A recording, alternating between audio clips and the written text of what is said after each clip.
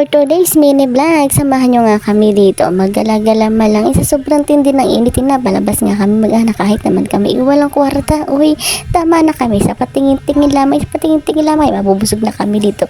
Sa mga dinadaanan.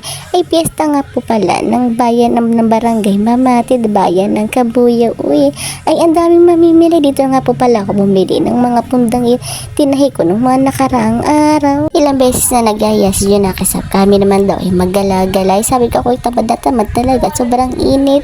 Ay nagbagong isip ko. Sabi ko yung alas 4 na hindi na siguro mainit.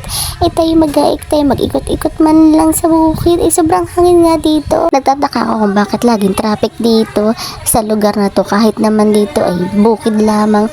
Dito nga lahat ay nagpupuntahan ng mga tao. Ito nga po pala ang tinatawag nilang Cubs na tuwing December po talaga maraming pakulo dito si Mayor din ha. Eh hindi lang sa mata kayo bubusugin, eh maging sa kanyang mga pakulo talagang busog na busog kayo.